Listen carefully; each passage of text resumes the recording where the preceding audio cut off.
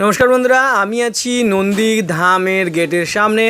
और आपनारा देखते पाच्छेन नंदी धामेर गेट एबं तारपरे देखाচ্ছি এটা হচ্ছে এখান থেকে জল তোলা হয় নন্দী ধামের এখানে শীতলীতলা থেকে একটু এগিয়ে গিয়ে এটা তারপর চলে এলাম নন্দী ধামে এসে দেখুন আপনাদেরকে হ্যাঁ আমি এখন নন্দী ধামে দেখুন এই যে সামনে একটা অনেক বড় মাঠ এবং মাঠের এক প্রান্তে এই নন্দী ধাম এখানে অনেক লোক এসেছে ভক্তরা আজকে শ্রাবণ মাসের প্রথম সপ্তাহ সোমবার আপনারা জানেন এখানে প্রতি বছরই এটা নিয়ে ভালো একটা মহোৎসব হয় এবং শিবরাত্রিতেও খুব বড় একটা অনুষ্ঠান হয় আর এই যে ইনারা দিদিরা দাঁড়িয়ে আছেন ইনারা সব ছবি তুলছেন এবং ইনারা দেখুন একটি গণেশের মূর্তি আছে এটি পুরো শ্বেত পাথর দিয়ে তৈরি এবং সুন্দরভাবে সাজিয়েছেন ডেকোরেশনটা খুবই সুন্দর এখানে অসংখ্য গাছ আছে গাছগুলো সব ফুলের গাছ ঝাউ গাছ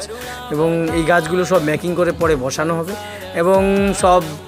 দাদা ভাইয়েরা বসে আছেন কেউ এখানে পুজো দিতে এসেছেন এবং ভক্ত প্রচুর এখানে সম্ভবত প্রতিদিনই ভক্ত না হলেও প্রতি সোমবার করে এখন প্রচুর ভক্ত দেখতে পাবেন এবং এখানে প্রচুর পরিমাণ লোকজনের আনাগোনা হয় প্রচণ্ড গরমের মধ্যে এই যে একটি নন্দী ধাম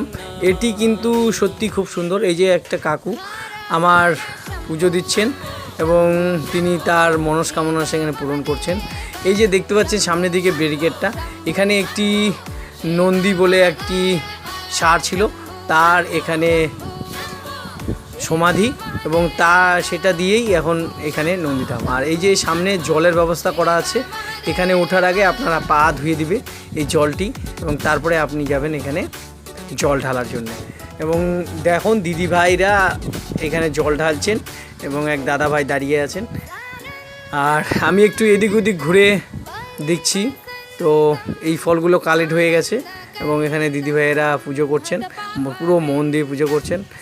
আর এটাই হচ্ছে ঠাকুরের মহিমা একটা সুন্দর মহিমা যেটা এখানে এলে দেখতে পাওয়া যায় এবং সুন্দরভাবে ডেকোরেশন করেছে এরা এবং প্রত্যেকটা জায়গা দেখলে মনে হবে মন ভরে যাবে আর গেলে আর আসার ইচ্ছে করে না এখান থেকে আর অনেকে হয়তো আপনারা এখানে গিয়েছেন তো যারা গেছেন অবশ্যই কমেন্ট করবেন আর আমাকে বলবেন কেমন লাগে সেই জায়গাটা দিদি ভাইয়েরা সব দাঁড়িয়ে আছে কত ভক্ত দেখুন এখানে একটি দাদা ভাই এখানকার কমিটি দেখতে পেলেন কমিটিও খুব ভালো এবং খুব সুন্দর এক কমিটি নিয়ে এই মন্দিরটা তৈরি আর এখানে গেলে আপনাকে আসতে ইচ্ছে করবে না আর এই বলতে যেখানে তিলক দেওয়া হচ্ছিল সেখানে আমি গেলাম তো ওই যে দাদা ভাই তিলক দিচ্ছিলেন সে আমাকে বলল যে তোমাকেও একটা দিয়ে দিই তো এই যে দেখুন শেষমেশ আমিও একটা তিলক নিয়ে নিলাম তবে নেওয়ার পরে সত্যি মনে একটা শান্তি চলে এলো আপনাদের কার এখানে এসে তিলক নিয়েছিলেন অবশ্যই আমাকে কমেন্ট করে জানাবেন ঠাকুরের কাছে গেলে মনে যে একটা পবিত্রতা সেটা এখানে গেলেই বোঝা যায় তবে এর যে পুরো সাইডটা এত সুন্দর